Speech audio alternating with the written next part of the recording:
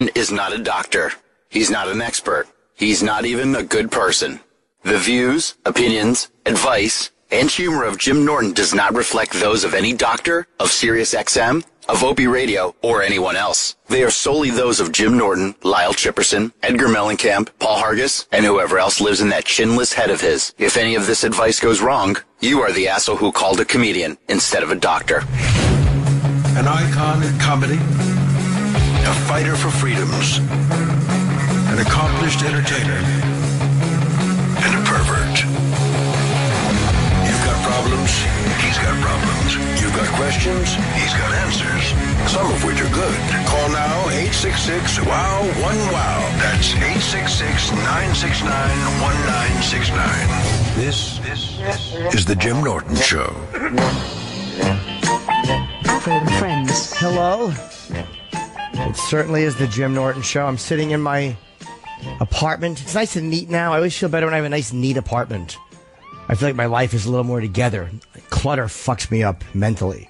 So that's one thing you can do for yourself while I'm itching my ear.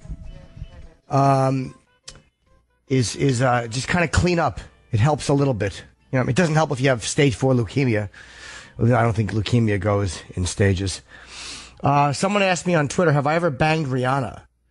No, I didn't. You mean the singer? No. We jerked off together in the car once. She wanted to have sex, but I said no. I would not be a party to that. And we just jerked off together, and it was a lot of fun. And Kyle wants to know if Chip will ever have an advice show. He's a great comic, very witty. I already do. People just ask me questions, and I just fucking spit out jokes. Laughter's the best medicine. Okay, let's see. Jacob in Staten Island, very biblical name. You sent the wrong text to the wrong girl. Oh, Jacob, we've all done it. What's up, buddy? Hey, Jim, how's it going? I'm a big fan. Thank you. First of all, I have to agree with cleaning up sometimes when there's nothing else to do. It's like therapy. Yeah, it really is, right? Yes, definitely. I feel better. I feel like my thoughts are more sorted out because there's no message, and then you feel less cluttered in your mind as well, you know? Yep. All right, so here's my thing. I'll give you a little background fast. I called you a couple months back. I was telling you about the strip club, how I was trying to stay away from that, Sure. interact with, how I wanted to interact with more real girls and just keep persisting in doing that and not giving into that. I don't know if you remember me. Vaguely. Yeah, so basically it's this. I stayed away from that. I did good with that. And I dated some girls, and I just started dating a girl for a month, and things were going well, and I was getting closer faster because I'm a douchebag, but she finally started to get closer to me, and within 2 days of that, I sent her a text that I was texting this girl from this website, and I not only sent her a text of me, telling her I'm going to hang out with the other girl, but a picture of our conversation. So I sent 2 horrible texts to the wrong person. Wow. And now she's pretty much mad at me, but still talking to me. How long are you dating this new girl? For about a month. Okay. Are you willing to not talk to the other girl? I actually met up with that girl anyway just to see what would happen, and she turned out to be a busybody that seemed like she was into everybody else's business, so there's going to be nothing with me and her. Meaning, maybe you could tell this girl, look, I've been single for a while. I hadn't met this other girl. I fucked up. I did something really stupid, and I'm sorry, and it won't happen again. And you are early enough in the relationship, and it was only texting where you may be able to kind of get away with it and just eat a little bit of shit and say you're sorry. But that happens, dude. I've done that. You know, I've made those mistakes. I think a lot of people have. You got to be so careful. So I think if you're new enough in the relationship, you might be able to survive it. But just tell her, look, I fucked up and I'm really sorry, and it will not happen again. Yeah, I was basically on about 2 hours worth of sleep, and I was at my job texting like an idiot, and that's why it happened in the first place. Yeah, sure. Yeah, absolutely. I mean, whatever the reason is, it's happened to all of us. So that's what I would do. Just be really careful and, just try not to do that again. All right. Yeah, I just mean kissing ass and being nicer since then, and it seems to be making things better, but now I got to lay back a little, Yeah, you fucked up. So now just be nice. Yeah, definitely. Thank you very much, Jim. I'm a big fan of the show, man. Thank you, you little flower. Ashley in Boston, your fiance's on dating sites. Oh, no. How long have you been with this fella? So, hi, how are you? I'm good, sweetie. How are you? I'm good. So we have been together about 5 years, lived together about 3 years, actually just got engaged Christmas. And this issue has come up a couple times where I have caught him, like, texting other women, and now this morning, I did the thing you're not supposed to do. His computer is open. I said, oh, look at the history. And there's a dating site on there, and, I'm crushed. No, the thing you're not supposed to do is leave your computer open. You didn't do anything wrong. Rookie made the mistake. And maybe he wanted to get caught, because I got busted on an instant message like that. Maybe he's panicking because you're going to get married. Sometimes people fucking freak out when the big commitment is coming. Has he fucked anybody, do you think? Or seen anybody? Well, that's the other thing, too. And, from what I have seen when I've read all these things, he's looking for people in other areas of the country. I really think it is just sexual from what I've seen. And I know, I've seen your stand-up. You're always like, this kind of stuff isn't really a big deal. It's not actual cheating, but it still really hurts. And I don't know. I'm just looking for advice kind of from your point of view. It just, how do you separate it? Maybe, is it just sex? Am I being stupid? I don't know. No, you're not being stupid. No, nobody wants to realize that somebody has been doing something like that. You're not stupid. But does he know you know? We've had the conversation before. He doesn't know about this morning. So that's what I'm doing tonight when I get home from work. So, yeah, just looking for some advice. How do I confront? I don't want to leave, but I don't want to be a doormat. What do I do?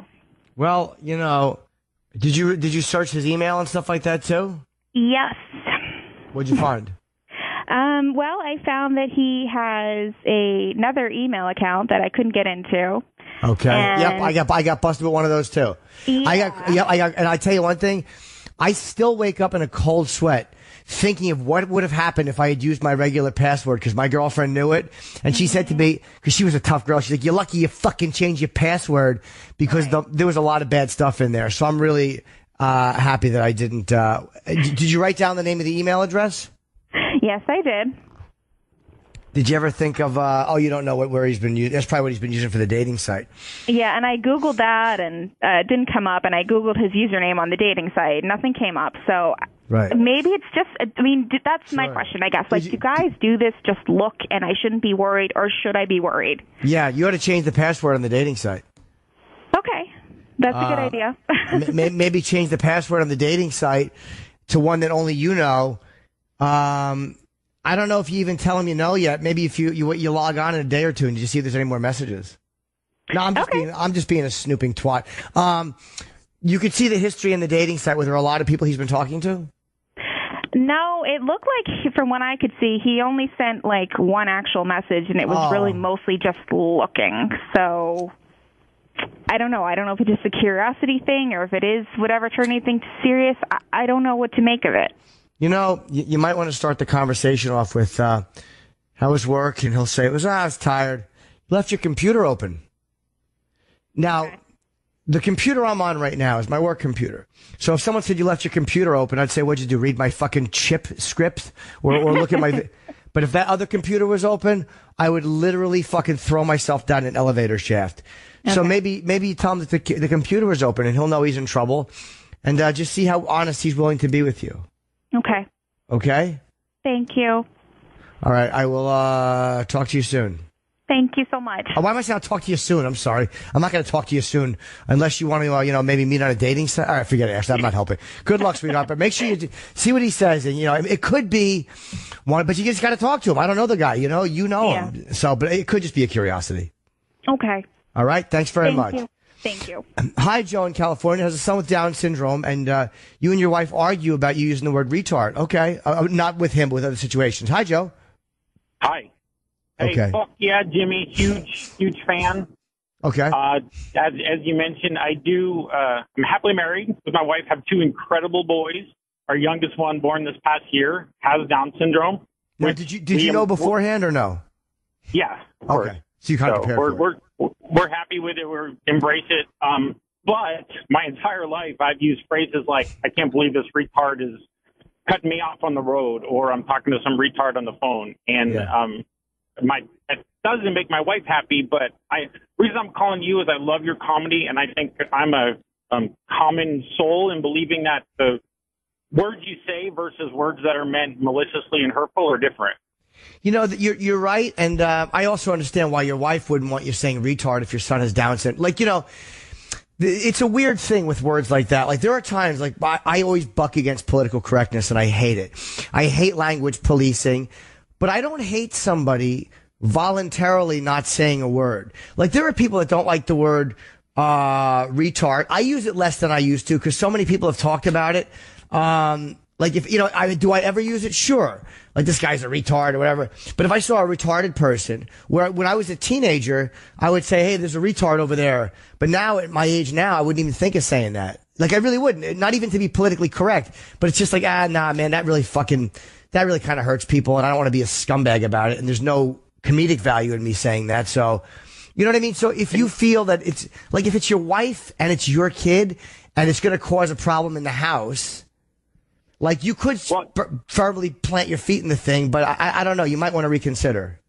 Yeah, it's not causing a problem. I can just tell she doesn't like it. But like you were saying, I mean, if anyone ever called my son a retard in a negative way, I'd be the first to step up. But sure. I think of it mentally as they're two different things. It's sort of like, you know, using comedy to reference something that's politically incorrect. You're right. But, like, let's just say you couldn't have kids and you adopted a black kid. Not that you use the word nigger, but would you say stuff like that in the house? Like, that might be hurtful to the kid. Do you know what I mean? It's like, I look, if I don't have any children, and I certainly don't know what it's like to raise someone with Down syndrome, but I imagine it's hard enough to help the kid feel normal. So, you know, again, parents with kids with Down syndrome may agree or disagree. I don't know. Personally, if you could tell she doesn't like it, it's not a big enough deal to use the word retard. Like, it's almost like it's not an important enough word to not give up. Like, do you know what I mean? Right. How often do most people say it? I use it once in my hour act, and that's just because it's the only word that fit. And it's about a girl dressing a certain way, like, you know, has nothing to do with mentally ill people. I don't know, man. If I were you, I would probably consider giving it up, especially if it makes your wife unhappy. It's going to be hard enough raising, you know, your son like that, I guess, with all the different stuff that you're going to have to do. So why make it any harder? No. I'm with you. I appreciate it. I think I'm thinking I hate censoring myself, but appreciate your feedback. We all censor ourselves. You know, again, freedom of speech and saying what you want, I strongly believe in. But again, like, hasn't there been times, like, is your boss a male or a female? Male. Have you ever wanted to say to your boss, you're a cocksucker? You're a fucking... Of course, but you can't do it. Like, no matter how annoyed I was at Scott Greenstein years ago, I was annoyed at him at times. I never walked into his office and cursed at him. Never. Because I couldn't. You know what I mean? Yeah, I was going to say, luckily I have a good relationship with my boss, and I think I have called him a cocksucker. But you know what I'm saying, though. There are times. I'm with you. If a cop pulls you over, sometimes you want to go, wow, you're a fucking shithead, but you can't do that. So we all self-censor at times, not because, again, we're not going to get arrested or because we're going to get fired, but sometimes it just makes life a little bit easier. And if you're not sacrificing anything by self-censoring, meaning if the concept of what you're saying is not going away and you're not changing who you are or what you believe in, then it's not a big deal once in a while just to make your life easier. Yeah. No, I appreciate it, Jim. And like I said, huge fan. Okay, buddy. Thank you very much. And good luck. All right. Thanks. Okay. Let's see. Had sex with your wife's best friend and now she's trying to blackmail him. Oh no. Hot Texas. What's up? Oh man. Going through some shit right now. We've been legally separated now for about 8 months to a year, somewhere around there. And we had to meet at the bar about 3 or 4 months ago and came back to my house and we had sex. And now she's trying to blackmail me and everything else, want me to pay her, money a month or give her a lump sum and shit like that. And I'm kind of figuring out, like, would we either just tell her to fuck off and tell her or just get it done? Wait, hold on. She wants a lump sum of money every month? Yeah, she's like, pay me $1,000 a month, and I won't keep my mouth shut. Chances are, what a shitty friend she is, and person, but I don't know how to tell you that, dude. The advice let me tell you, there's a book called The Gift of Fear. Now, I've recommended this book many times. It's by a guy named Gavin DeBecker, and he deals with stalkers and violence and how to deal with compulsive or obsessive people who won't leave you alone. And there's different ways to deal with it. If she's trying well, to, I thought about calling the cops calling the cops for that she's trying to blackmail me for, whatever else. But I mean, I know your wife would probably find out. If she calls the cops, your wife would. Now, would your wife? Do you really don't want your wife to find out? I mean, we're going through divorce right now. I mean, it's sense. I mean, we're separated, and so why do you? Let me ask you. Why do you care if she knows? Because legality issues with adultery and. Okay, let me ask you. How far into the divorce are you? We haven't really started. We've been legally separated for about 8 months to a year. Well, I mean, that's going to really fuck up my chances with we have a 2-year-old daughter and everything else, committing adultery and everything else. So let me ask you this. Again, you want to talk to someone, maybe an attorney, but I don't know what the legalities are of taping someone, but is there a way you can get her on tape trying to blackmail you? It's a fucking crime she's committing. And then the idea is, okay, you're going to fuck me up in the divorce and I'm going to call the fucking police. So if you want to do that, I'd prefer you didn't, but I'm prepared if you do. So then she has to say, A, I'm not going to get the money because he's recorded me. And B, I might go to jail. Or at least there'd be a police involvement and everybody will know I fucked my best friend's husband. So that would be my suggestion. Again, if someone legally knows that that's a dumb idea, then, talk to someone who knows legal shit. But personally, I would consider doing that. I would consider recording her asking you for money. Well, I mean, I have all of her texts saved on the phone, so that's how I was trying to give, say if I go to an attorney and just show the text and everything else, what she said. Oh, you make sure you screen cap the texts and save them just in case you lose your phone. Oh, yeah, I sent them all to my email. Yeah. Okay. Well, how has she phrased it? She was just saying hey, look, if you don't want your wife to know about what happened between us the other night, I think, my car note should be paid or I should get some kind of compensation unless I'm going to tell her. And have you responded? Well, I was like, wow, that came out of nowhere. And that's pretty much it. This happened yesterday. Well, here's what happened to me. Again, totally different circumstances. I'm a pig when I text. I fantasize about a lot of dirty stuff. I've done a lot of dirty stuff. So there was one girl who I had actually paid her for some kind of sexual thing. And the amount of dirty fucking text messages we sent back and forth were astronomical. Really, really, hardcore dirty stuff. Taboo. I mean, nothing that terrible, but just perverted fantasies. Right. But it was stuff I literally hadn't done. And even if I had done, who cares? It wasn't a crime. It was just, my life. So one day we're talking and she knew me, but it was a sex thing. She didn't necessarily know who I was. So she writes me and she goes, I need some money, blah, blah, blah. And she goes, well, you're going to have to send it to me or I got your number. Now I'm going to find out your address and go to your company and email them all your fantasies. And, I wrote her back. I said, first of all, everybody who knows me knows I'm a pervert. So feel free to do that. And I said, and also you've made the mistake of trying to blackmail me via text message, which is a crime.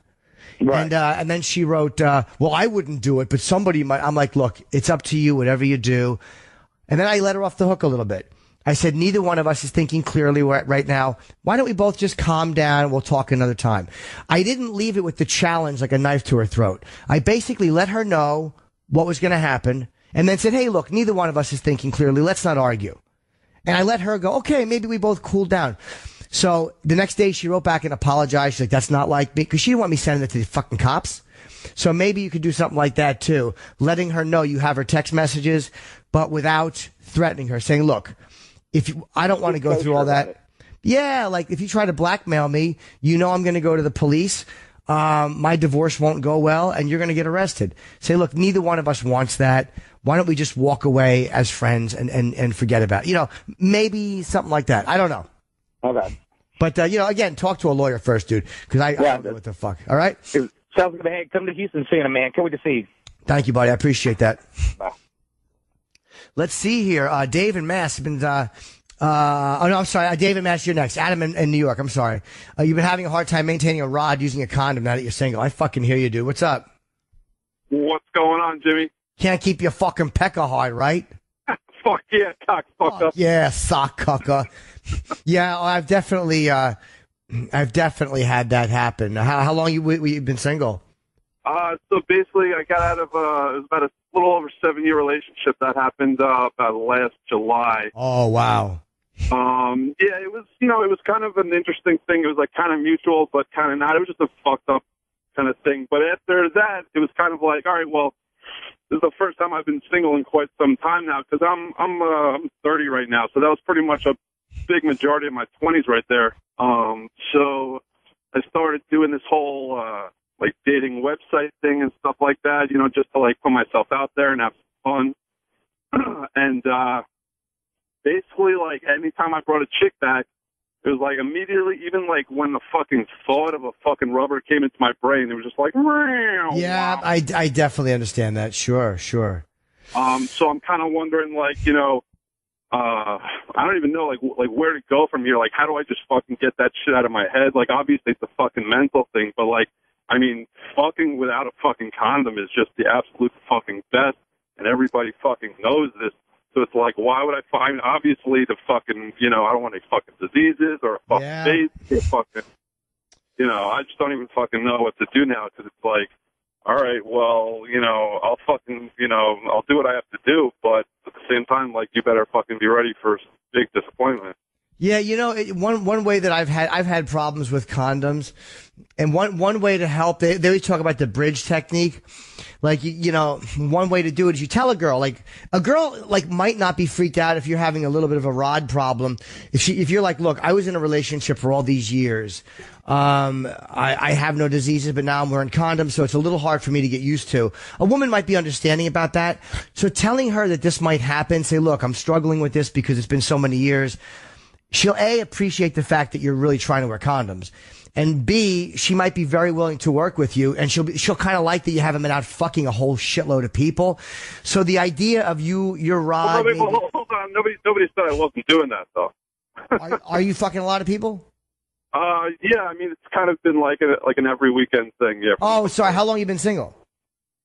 Since like last July. Oh, okay. But again, in her mind, you could just say, I'm coming out of a 7-year relationship, Oh, yeah, no, I'm not telling her that I'm fucking every chicken. Yeah. This is only about what you tell her. You're preparing her that there might be some trouble. And then if it starts to happen, you're like, yeah, having a hard time. See if she'll suck your dick in the rubber, or see if she'll suck it and put the rubber on a little bit while she's doing it. There's different ways to do it. It's really hard to get used to a rubber. And then maybe you both get disease test results, and then maybe you can bang her without one. I give terrible condom advice. I always say caution to the wind, and then, throw it out the window.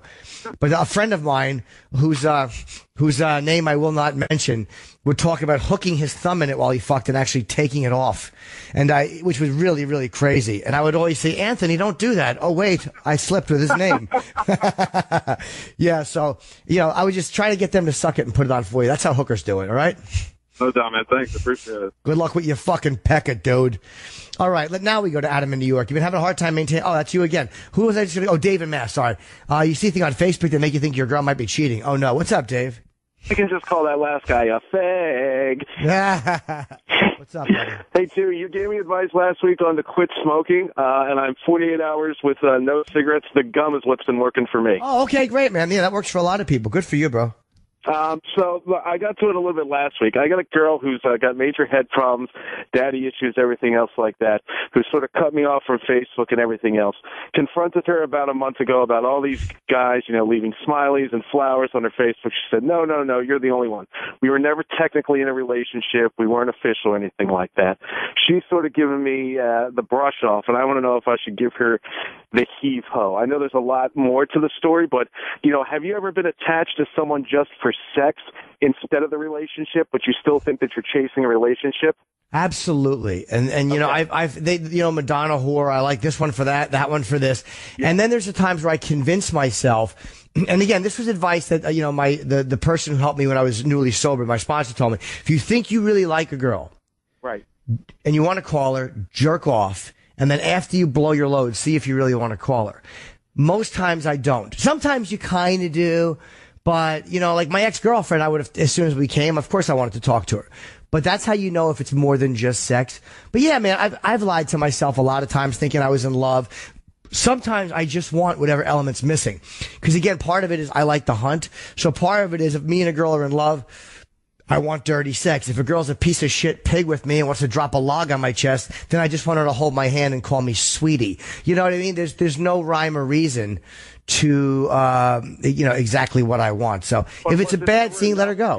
And were you just chasing and chasing and chasing till you found out what the person was really like, and you're like, oh Christ, I'm bored with this. I got to go on to the next one. That's happened too. That's absolutely happened too. Any combination of scenarios where you can fuck things up, I've definitely done. But and do you see it coming, or is it just, all of a sudden, like, you leave your computer open like that last girlfriend's dude did a couple callers ago? Do you make it so you get caught yourself? I have in the past.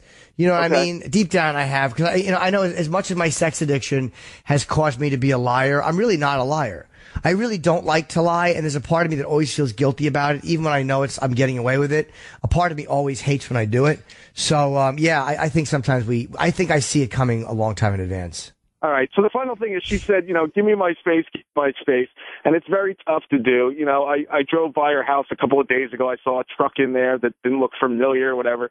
But as far as texting and Facebook, I've left it alone, waiting to see if, she really has feelings for me and all this other shit. Is there a timetable for that? Or is it just, see what else you can find in the meantime? Well, why would you hang on to it, dude? You already know the answer.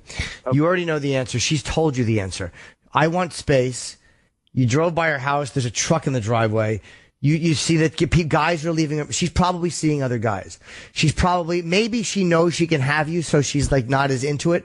Sometimes when you know you can have something, you leave it there on the side and go out and enjoy shit, then come back for that thing you left on the side. So maybe you should just walk away and not contact her. Fuck her. Let her have what she wants. She wants her freedom. Give it to her.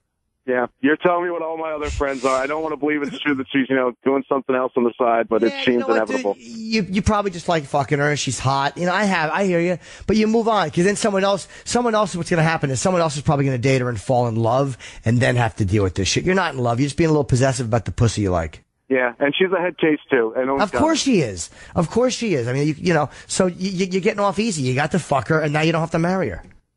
Okay. All right. Thank you, Jimmy. Hey, I appreciate it. And everybody should listen to you about advice to quit addictions, because it's absolutely true. Thank you. You know who should really listen to me? I should listen to me, because I'm really good at spitting out this drivel. But when it comes to keep my own hand off my rotten dick, I'm the fucking strikeout kid. I can't stop tugging it. Thank you, buddy. Hey, one more thing about the girl with the guy that opened up the computer, the dating sites. Check out where those girls are from. Why? Just to see if it's local or if he's just, she said they're kind of far away, so he's probably just intriguing. Okay, yeah, that's I've had that too, where he just looks far away. All right, buddy. Thanks. Bye-bye. All right. Bob in Wisconsin has a little advice. That's what the good thing about the Jim Norton advice program, as I call it. I allow other people to help each other, which makes me not as legally culpable. Bob in Wisconsin, what's your advice for the guy with the condom problems? Hey, Jimmy. The small bit of advice that I do have is the guy ought to just try jacking off a couple times a week with a condom on. Oh, yeah. Kind of get used to it, and, then it's not such a mental block every time he goes to fuck her. He's already got that in his head that he can use it and do it with that. Good idea. There you go. I've heard that idea before. I've actually tried it, and I forgot. And what happened, I jerked off soft. But hopefully for this guy, it'll work. Good idea, okay? All right, Jimmy. See you later. Yeah, bye. Now, Dan in New York is a psychologist who might be able to help with the condom issue. So what's up, Dan? What do you think? Because this is one Jim. that a lot of guys have. The last guy touched on it, but as you said, if you jump right into jerking off with condoms on, sometimes you're not even going to be able to get a rod in the first place. So the same thing you do when you're trying to teach a complex behavior to a dog or whatever, what you do is you just take the condoms and put them near your laptop while you jerk off. And then after that, start coming in the condom, but jerk off without it. And then eventually go to jerking off with the condom. Okay. And by that point, your sexual impulse is so strongly paired with the condom itself that achieving an erection with a condom when a female's around shouldn't be as much of a difficulty. Okay, good idea. Thank you very much, Dan. You're welcome, man. Love what you do, bro, and admire how you're staying the middle ground with the Opie and Anthony thing. Yeah, I kind of have to. You know, it's everyone, people picking sides. But, you know, when you know guys as well as I know both of them, like there's a lot of people that are really mad at Opie, who are fans and like, why didn't you just leave, you know? And it's like, you guys, a lot of people out there, don't understand too. Like me just leaving Opie because I love Anthony and I do love Anthony is easier said than done. I mean, this is the guy who gave me a fucking start in radio. You know what I mean? Like Ant signed on for it, but I mean, Opie really is the one that kind of brought me in and all that stuff. So there's definitely a loyalty there to him as a person. And, I would never side against Anthony either. That's why I go on Anthony's show. And anyway, you're saying a compliment and I'm saying thank you. I don't know how to take a compliment. So thank you very much. And it's all good, man. They're both my friends. And when your two friends are fighting, it does not make me uncomfortable. I'm a man and they're men and they're arguing and they're getting it out. I want to see them do it in the same room on the radio and talk it out. I really do. Even if it hurts, I want to see it because it'd be the most compelling shit. I'd be happy to sit outside the room and just listen to that. All right, buddy. Thanks very much. You're welcome. See ya. All right. Goodbye. Let's see here. Oh boy, Chris in Washington, your new wife doesn't like banging. Oh no. Did you know that before you married her, Chris? Pretty regular, good sex life when we were dating. You had one or no? We did have a normal sex life, but normal for me is a lot different than normal for her because she got out of a marriage. You know, she has a couple of kids, and I was single and really. You know, I got a little bit of game, and I was really taking advantage of it and really experimenting with a lot of stuff. And now I'm, in my 40s, and I'm trying to get laid once a week, where that used to just be a Tuesday afternoon. So was she fucking you more before you got married? Yeah, of course. They always do that. I don't know what happens when you get married, man. What is it? And there's women that will complain about this too, but I've heard it, 12, 20 times more from men. What is it when you get married that women don't want to fuck? Like, have you gotten heavier? Is your hygiene any different? If it's not, maybe you have to ask her what's the problem. Here's the thing. Here's what I say. I say, if somebody is asking you to eat your pussy, why would you say, no, I don't want that, when if you're asking me for a blowjob, I think I've turned that down, once in my life. Let me ask you a question. Do you are you clean shaven totally? No, just a little bit of hair, Okay, maybe your face is rubbing her pussy and hurting it. Oh no facial hair, no. Oh, that's right, on your face. Oh shit, sorry. No, let me ask you a question.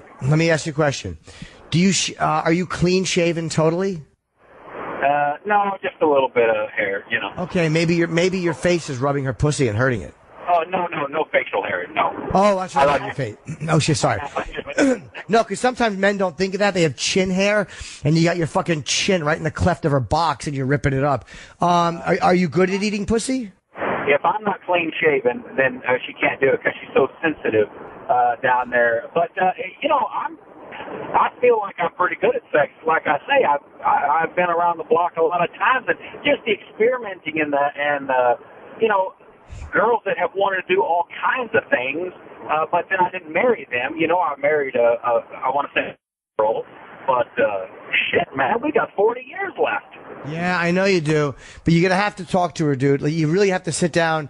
I always suggest that people don't fucking yell at each other when they do this shit.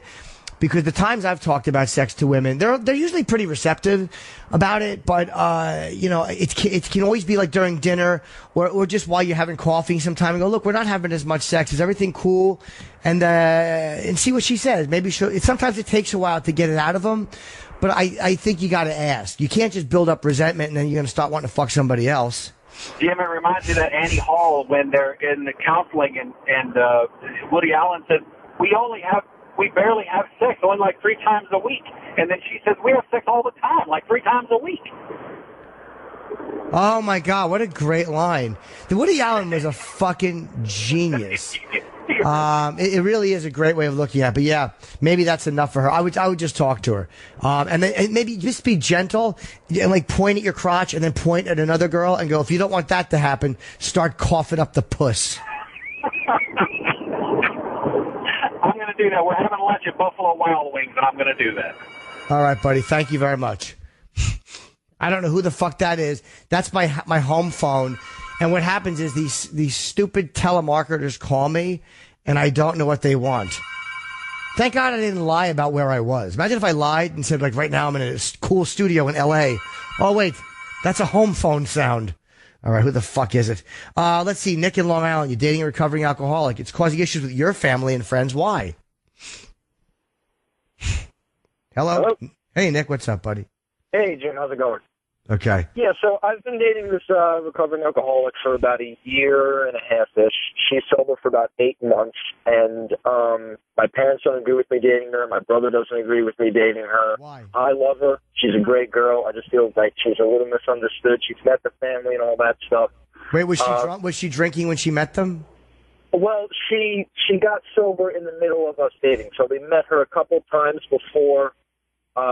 She was, before she was drinking. Then after they met her, then they really didn't agree with dating her. So well, you're a grown up, and they don't have to agree. Is she doing okay though? Like, is there any legitimacy to them going like there's something wrong with her, or has she gotten a lot better since she's in recovery? Not at all. She's 9 months sober. She's living in Brooklyn right now. She's a great girl. She's doing great. She's committed to recovery. Part two of the question is, I also kind of feel like in the back of my head, like I could see myself with this girl for a long time, but there's always that like little thing in the back of my head, like if she starts drinking again, like what are you going to do? You know what I mean? Very true. That's a fear with a lot of people, and it is kind of a chance you take. But I understand why you'd be nervous. But again, a recovering person who's actually doing well and is moving forward in life is probably a lot less of a risk than the average wacko to do other shit wrong. So, you're not going to get married yet, so why don't you just cross that bridge when you come to it? Because anybody can just become an alcoholic, too, by drinking too much. You could marry a girl who hardly drinks, and then she starts, and 6 years later, she's fucking drunk, drives into a pole. Like, there's no way to predict what's going to happen anyway. So, you're not dating her for your family. You're only dating her for you. Exactly. So, I would suggest that. All right, thanks, Jim. Appreciate it. Okay, bye. Let's see here. How about Tim in Long Island? Good question. What do you say to your doctor? What's up, Tim? Hey, Jimmy. How are you, man? Good. So I have no problem getting it up the first time I have sex with my girl, but a lot of times you want to go again pretty quick, and I don't have that recovery. You guys got me thinking about it on the show yesterday. I don't have that good recovery like I did when I was 20 years old. Yeah. So I want to get something, but technically I don't have erectile dysfunction, so I don't really know how to approach it with my doctor, how to go about asking for it. Lie. Fucking tell him you do. What's the matter with you? Who are you fucking? Did you just tell him you can't get it up? Yeah. Who are you fucking? Oscar honest? If he's gonna say, "Do you have erection problems?" No, I don't. Just lie. All right. Make sure your heart's in good shape, though. You don't want to fuck around. Make sure your heart's okay. My heart's good. So in terms of the dosages, I know there's a couple different dosages. I mean, what do you? You go right for the max, or you try to get in the middle, or what do you think? Well, the maximum is the 20 milligrams, I think, and then I just bite it in half when I need it. This way, you have 10, you have twice as many. All right. Gotcha. Thanks, Jimmy. All right, you silly goose. Good luck. Let's see. Oh, no. Thomas in South Carolina, he asked your wife to 69 and she got offended. Chew. What's up, buddy? Chew. Are you being silly? I made up. I do not know what he was talking about. We hung up on him because he's just going chew, and I don't know what that means. I really don't. I'm kind of curious, but he did it twice. He should have done it once and then told me what it meant. Let's see, Brian in San Diego. Your girlfriend's a few years older and not looking to have kids. Only looking to have kids, but you're not ready. Yep. What's up, buddy? Hey, what's going on, Jim? I've never called into one of these advice programs, but I follow you on Instagram, and I happened to catch you at the right time. So, big fan. Just wanted to say, yeah, man, I've been with my girlfriend for our 6-year anniversary is coming up in May. Okay. She kind of cradle robbed me or whatever you say. How old are you? How old is she? I'm 20. She's 4 years older than me. She's 29. I barely turned 25. Yeah, she's got she has a dull ache in that womb. Yep. So she's really She makes a lot of money. She's really successful. She's an accountant, and she makes like around $80K a year. I make about like 40, okay. And so anyway, that's getting off the point. But she's always talking about, I mean, we fuck without condoms. I've never. I listen to all those other guys with the condom issues. Thank God I heard those, because fuck, man, I don't know. I got some good advice on if anything goes wrong. You know what I mean? But yeah. So I don't know. She just keeps talking about how her biological clock is ticking, and she wants to have kids. And I'm fucking 25, man. You know what I mean? That's a big one, dude. Like, I'm in my 40s, and the last girl I dated, like, it was very brief, was in her 30s, mid-30s. And even though I'm older than her, she's in that place where a woman is, where her fucking, like, literally every time she sneezes, she can feel a baby kick. Like, she really wants cum. And, that was a big thing for us. And I stopped seeing her after 2 months, but I still liked her. And I realized that this is one, she has to go out and find a guy who's ready for that. Because all that's going to happen if you don't, like, this is why Opie is doing well with his kids, because he wanted kids. He didn't knock up his wife by accident. Like, he wanted to have kids, and they said, okay, let's have kids. Like, they planned it and had kids. Bobby Kelly, wanted a baby. Dawn, his wife, wanted a baby. So what they do? They fucked and had a baby. That's why they're doing great and they're happy.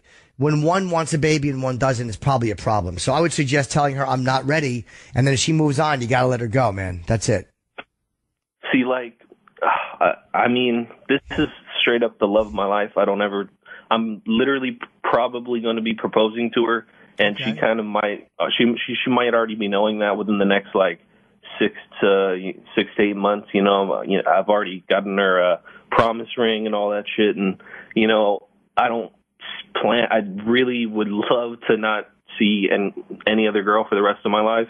But who knows what's going to happen on down the line. But I mean, I'm not completely against having a kid. It's not like, no, I'm like, I want to have kids with her. She's she's gorgeous. She's half Japanese, half French Canadian. She's fucking beautiful. So I would love to have kids with her. It's just, and I work in a hospital. And so, let me ask you a question. Hold on, let me cut you off. How long are you willing to wait? How long, like, when could you be ready, and how long is she willing to wait? I don't know how long she's willing to wait. I would guess, if my best guess is how long, maybe 32, 33, somewhere around there. But you'll be 28 by then. You might be ready, and you said she's the love of your life. So could you be ready in 2 years? I don't know, man. I don't know. I think if it were up to me, I would want to have a kid when I'm 30, 29, somewhere around there. Let's just say you're 27 when you do, or 27, almost 28. You're doing it 2 years earlier than you want to. But believe me, she's doing it 2 years later than she wants to. So you both kind of compromised a little bit, and you're with the love of your life. I mean, you're crazy about this girl, so you want to stay with her. So if you wait a couple of years, she wants it now. You want it when you're 30. Yeah. The best compromise is like 2.5 years. That's so why don't you say to yourself, if you're ready and you want to do it, hey, this is a couple of years before I thought I'd be ready, but it will make her really happy, and I know I'm going to have kids with her because I do love her. It's not like you don't want kids at all. You just want to wait 2 more years. Why don't you say, look, I don't want her to be 35 or 36 when she has them. Yeah, that's the whole thing. Yeah, because with, I mean, this whole, like, my generation of kid, like, all my friends and stuff, they're not really having kids. Like, they're all waiting and partying and having fun. The kids my age. Yeah. No, I was just saying the kids, like, my age when they're 25. Like, but I mean, back in the day, like, her mom, she had 3 kids popped out by the time she was fucking 23 or 22. Right. You know what I mean? Well, it's different. If you're planning if you're planning on having the kids anyway, what the hell, Yeah, I hear you, man. Try it. Could I add on one more thing? Okay, sweet pie. All right, thank you so much. The last, I don't even know how many times. I know you're a fucking freak and you like to watch porn and all that shit, and so do I. Yes, I do. Who doesn't, especially when they're in their fucking 20s. And the last 15, 16, 17 times We fucked. I haven't been able to come, and I don't know if that's because I've had a couple drinks in me or what it was. Which most likely that's what I'm maybe just lying or telling myself is that I've had some whiskey dip. You know what I mean? Like I haven't been able to, so I don't know if that's what it is or if there's something else going on. I don't know. Have you ever had anybody else like talk to you about having problems? Not, you know what I mean? We've been together, like I said, it's about to be 6 years. So I don't know. I would say just quit the porn for a little while. It'll probably come back. Okay. All right. Sounds good. Thank you so much, man. Appreciate it. All right. And let me answer a couple of questions on Twitter. Again, I said I asked you Twitter. A lot of Anthony questions coming in. Franco says, how tough was yesterday's show, and will you continue to go on Ant's show? It was tough because I'm watching, you guys think it's hard for you in a way. It's like, hey, I'm watching two good friends of mine go at it. But again, I kind of know the backstory, so I'm not surprised that they have tension. And it wasn't as tough as I would have thought. You know what I mean? It was like, look, it's hard watching cry. I mean, a little, even it wasn't a tremendous breakdown. It was just like that momentary thing men have once in a while where you have a nice memory. But it wasn't as hard as I would have thought because, I'm kind of prepared for this. I could see it getting ready to go off on Twitter and shit like that. So, and would I go on Ant's show? Of course I'm going to go on Ant's show. I absolutely am. I will not choose between one or the other. I have every intention on continuing to go on Anthony's show. He's never asked me not to go on Anthony's show. He's never said, like, why are you going on there? He knows. So, I am absolutely going to go on. And, Dan says, Jim, will I do everything possible to get Anthony back? And do I regret not taking a stand last summer? I don't regret anything about what I did in that way, Dan, because it wasn't like Anthony was kicked out and Opie was kicked out and I chose one. There was a difference. There's really not much I can do. I don't have that kind of power at Sirius. And if I could get Anthony back on the show, Anthony would be back on the show. There's not a doubt in my mind that that's what I want. I do not have that kind of power at Sirius. Let's see here. Nick in New Jersey, been married for a week and already thinking about threesomes and group sex. I hear you, Nick. What's up, buddy? Hey, what's going on? How you doing? What's up, Jimmy? Yeah, man. So just a little backstory. When I was 25, 24, I was dating a girl and we were on a swinger website. Actually, do you remember H Cup Jane from the O&A show? Oh, yeah, I like her. Yeah, we met at a bar in Red Bank with her boy toy, and she kind of turned us onto it. Anyway, a couple months later, we talked about it, and we met a couple in Brooklyn and had the most ridiculous sex of our lives. Like, one minute we're having a drink at the bar, the next minute this girl's going down on my girlfriend, and she's sucking this other dude's dick, and I'm banging this girl, my girl. What were you saying there? Were you putting your peck over the guy? No. Yeah, I know. Anyway, so that was years ago. And then I met, a couple of years later, I met a different girl. We've been together ever since. We recently got married, and she is plain Jane in the bed sexually. Won't watch porn, won't try anything new. And what's your question? Why did you, not that she's not a great girl, but why did you go down that road knowing that you're a bit of a perv? I love her, man.